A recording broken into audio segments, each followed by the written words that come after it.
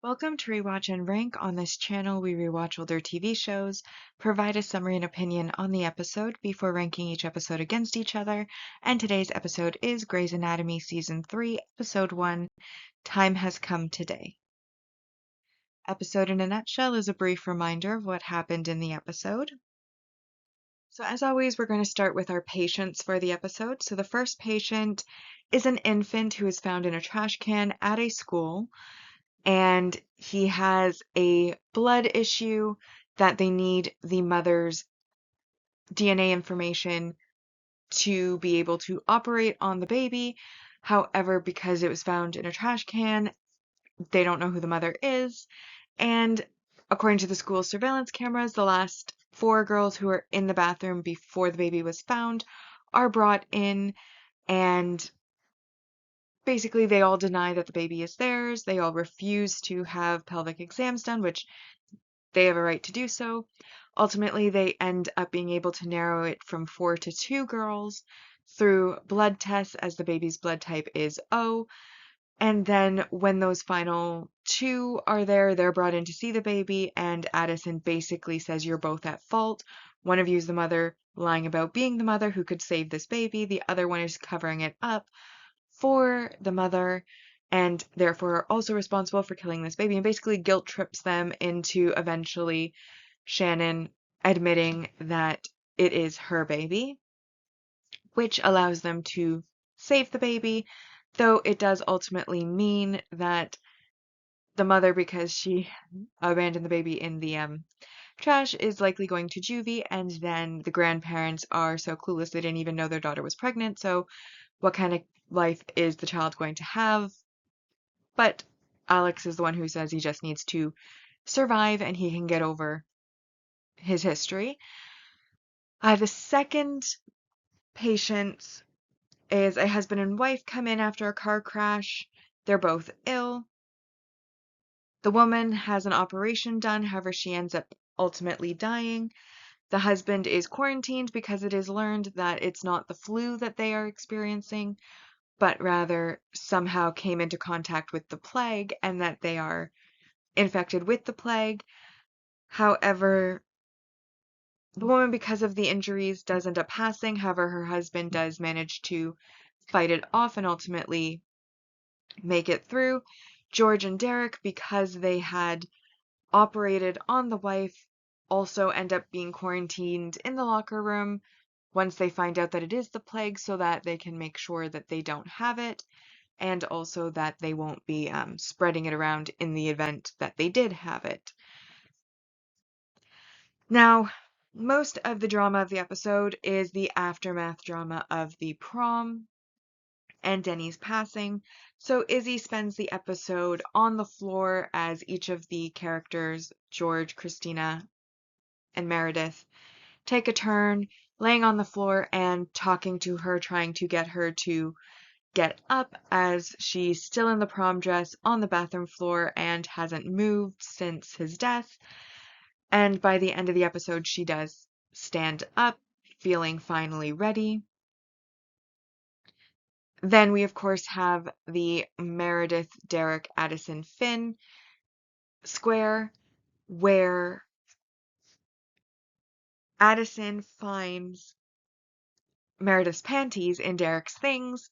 She washes them, folds them up, puts them in a bag, brings them with her to work. At the end of the episode, she does leave them pinned to the board on her way home. Then we have Derek, while he's in quarantine with George, realizing that he never told Meredith that he loves her, but that he does love her, and that he had chosen wrong. So as soon as he's out of quarantine, he goes to Meredith's house, and he tells Meredith that he is in love with her. She can take as long as she needs to make a choice, but she now has a choice to make, because when he had a choice, he chose wrong. And then Finn, of course, comes and says, "I know something happened between you and Derek, but we never made a firm determination that we were exclusive, so I'm not going to blame you for this. However, I am pissed off about it. But if there is a battle, if there is a ring, a race, he is in it." So he also is saying that he's in it with Meredith because, he had plans. George talks to Derek about how he isn't in love with Callie yet, but he feels like he could be, but he wasn't ready. And even when he arrives back at Meredith's house after the quarantine, Callie is there, has been there, waiting for him to come back, and she runs to him, says how much she really loves him, and then he does kiss her, but he does not say it back because he's still not ready to, or sure that he loves her.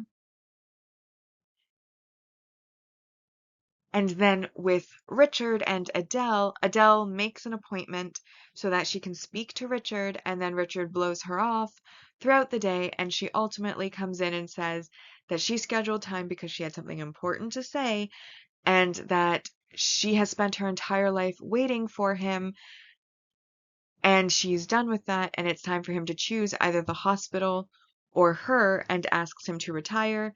At the end of the episode, she then says, "You're not retiring, are you?" And then he comments on the fact that she just sprung it on him today and he needs more time.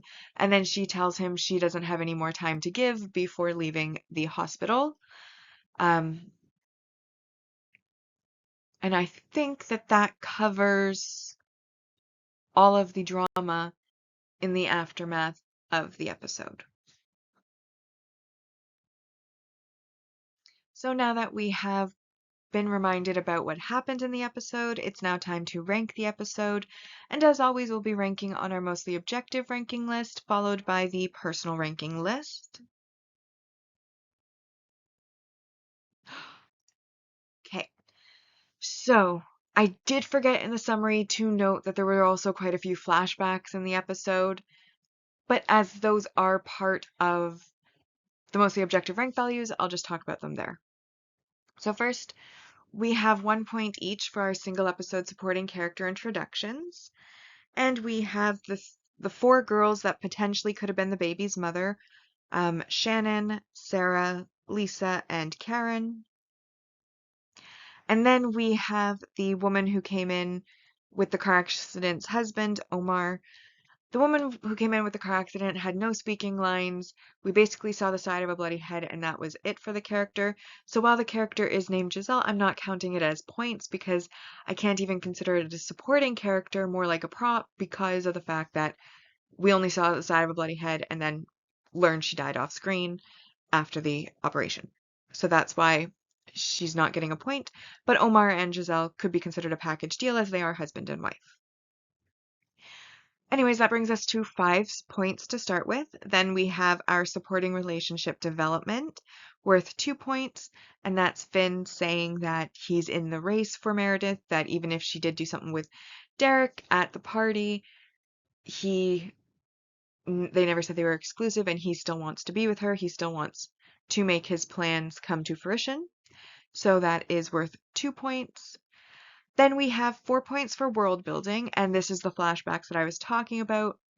Before episode 1, we do learn that all of the interns had gone to like a mixer or an orientation or like a little bit of a welcome party before the first day. And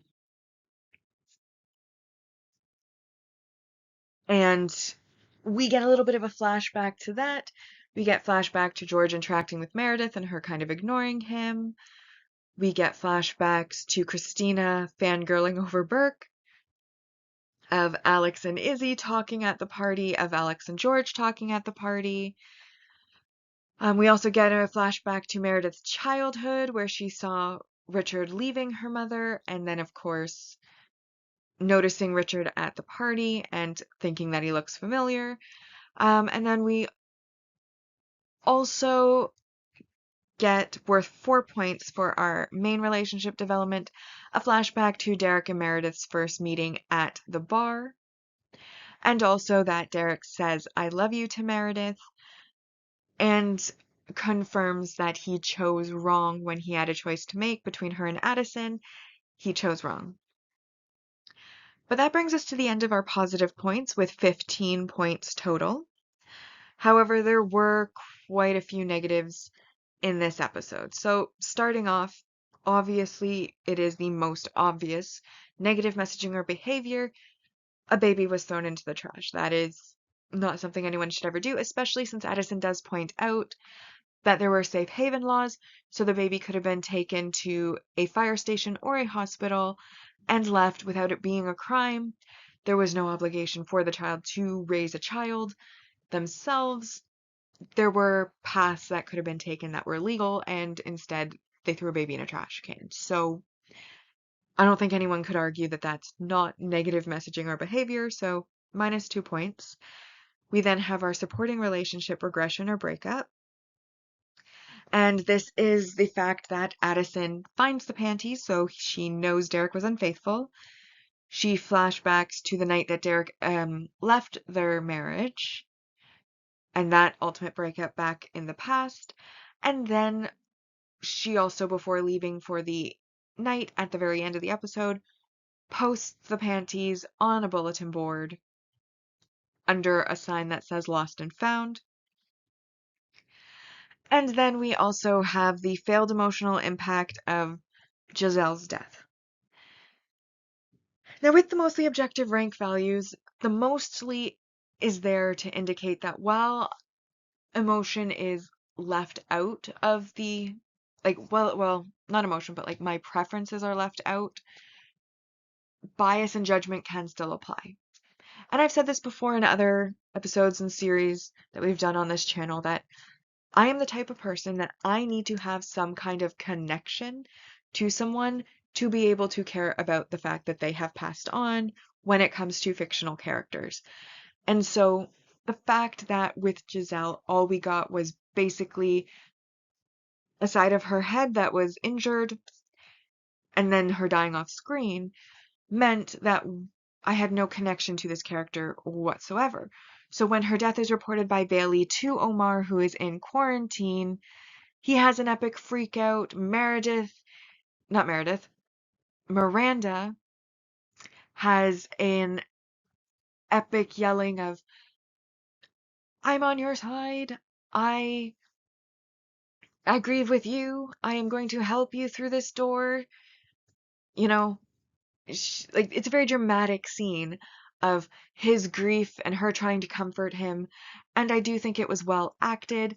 However, because I had no connection to the person who passed on, and even Omar was mostly just like one other scene behind the door where Miranda gave him an update on his wife, who at the time was doing fine. There again was no connection there, no connection made there. So while the scene was very dramatic and the emotions were very well emoted by the actor and actress, I personally did not feel that connection. Because I did not feel that connection, I did not really feel anything at this loss. And ultimately, because I know they acted and emoted that much to make us feel something, I do consider it to be a failed emotional impact, which again is worth the minus 3 points. And then last but not least, we have the main relationship regression or breakup, and this is between Richard and Adele, where Adele gives Richard the ultimatum, her or the hospital. He doesn't make a snap decision, immediately choosing her, and she walks away from him saying she has no more time to give, which is either the official breakup or the scene before the official breakup scene. So again, minus 3 points, which does then ultimately leave us with 5 points for this episode. So we now come to our season 3 ranking so far, and the mostly objective ranking. It's the first episode of season 3, so we now have Time Has Come Today in first place.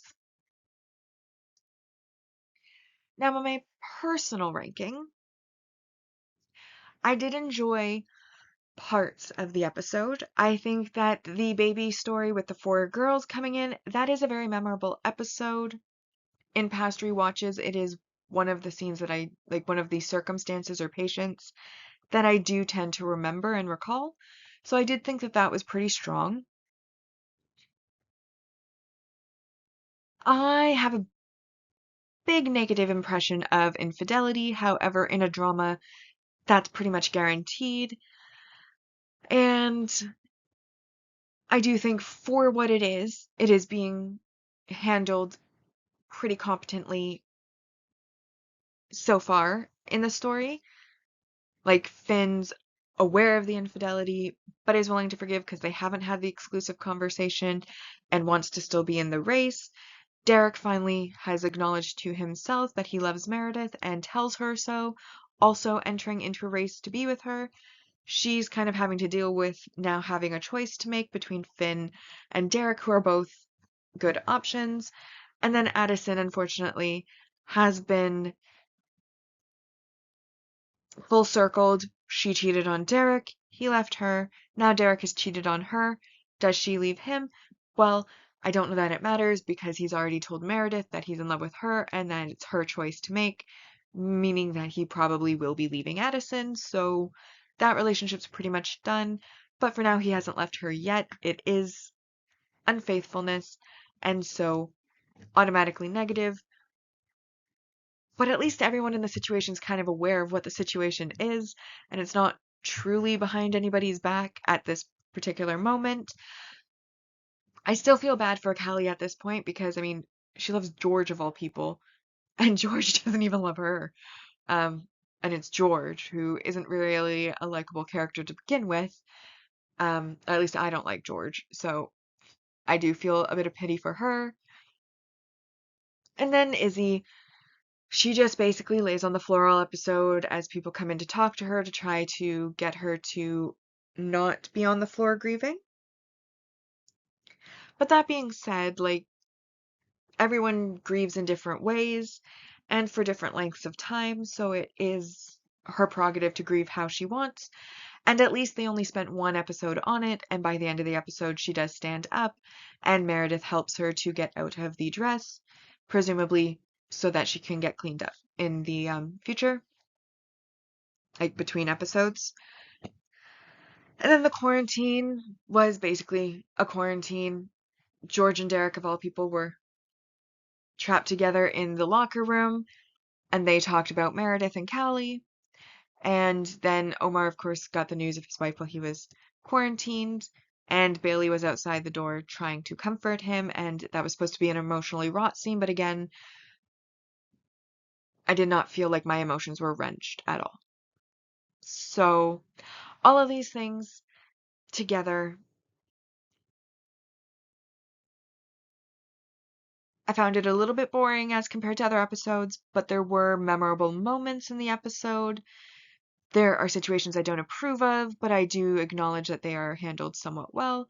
Ultimately, I decided to give it a 6 out of 10 because I did enjoy it. I was entertained while watching, but it also was an episode where I felt like if I wasn't making these videos, I might have been doing something else while it played in the background, as opposed to it being able to hold my full concentration. But because it is the only episode of season 3 that we have done so far, Time Has Come is in first place so far. Bringing us now to the series ranking so far, and on our mostly objective ranking, we had season 1 in first place with 77.78%, season 2 in second with 76.67%, and season 3 so far isn't starting off the strongest and is a 5 out of 230. On the personal ranking, however, season 2 did come in first place with 72.22%, season 1 in second with 66.67%, and season 3 so far has a score of 6 out of a possible 230. So with that, we've now rewatched and ranked Grey's Anatomy season 3, episode 1, Time Has Come. Today, like and subscribe if you'd like to, and I'll see you in the next episode.